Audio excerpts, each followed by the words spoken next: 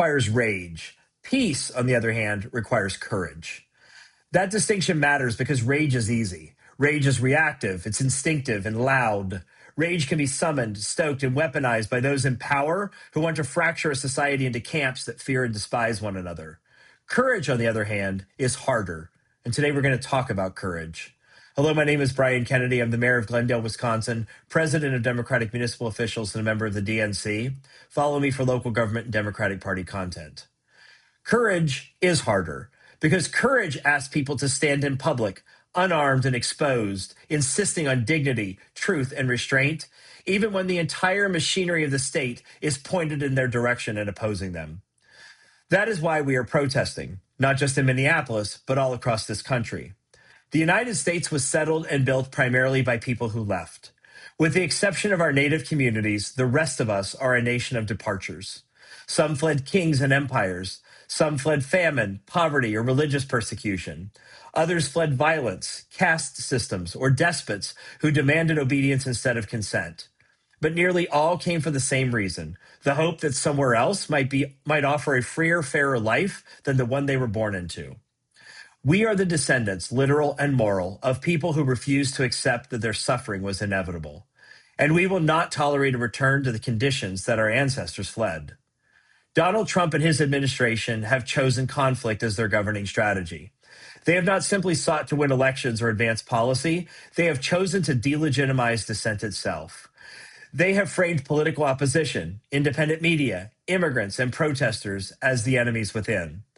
They have made it clear that power once captured is to be held without restraint. That is not governance, that is domination. In doing so, they have chosen war. Not against a foreign adversary, but against the American people themselves, and against the idea that a free people can disagree and still belong to the same nation. Protests are our response, not because we believe one march or one rally cry will magically reverse their policy, but because protest is how free people demonstrate that fear has not won. Protest is how a pluralistic society asserts its right to exist. Milan Kundera explains this better than any political strategist ever could. In his book, The Unbearable Lightness of Being, he writes of a man who signs a petition knowing it will not free political prisoners. Kundera observes, quote, his true goal was not to free the prisoners. It was to show that people without fear still exist. His choice was not between play acting and action. His choice was between play acting and no action at all, end quote. That is the heart of peaceful protest. Yes, protest is a form of play acting. We are not armed. We are not fighting with guns in the streets. We are standing in public spaces with signs, voices, and bodies, refusing to disappear. The point is not immediate victory. The point is visibility. The point is to say to each other and to those in power that compliance is not universal and silence is not consent. Authoritarian systems rely less on brute force than on resignation. They need people to decide that resistance is futile, embarrassing, or lonely. Protests puncture that illusion. They create community where isolation by the despot and his administration is the goal. They turn private fear into public courage.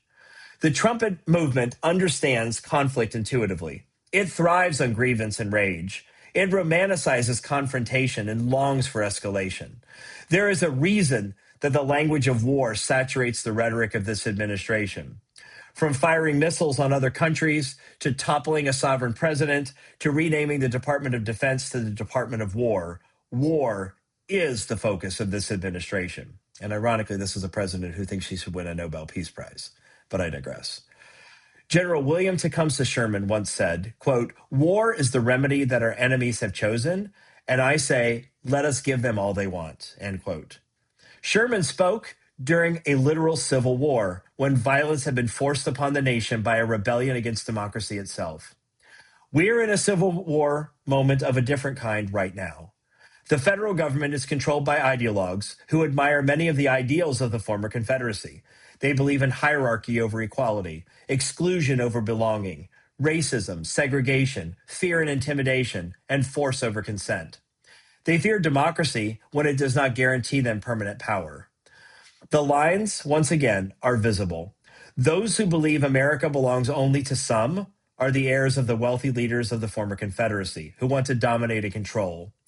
Those of us who believe that America belongs to everyone are heirs to the principles of the Union, that we are all in this together, and that what government does should benefit even those who did not vote for it. But this time, the battlefield is not a field at all. It's the public square, the courthouse steps, the streets of our cities and towns. And the weapons of the people are not rifles and cannons, but courage, solidarity, and restraint. Peaceful protest is not weakness. It is discipline. It is memory. It is the refusal to become what we oppose. It is the insistence that rage does not get the final word. It takes courage to stand peacefully when provoked. It takes courage to keep showing up when cynicism whispers that it just won't matter.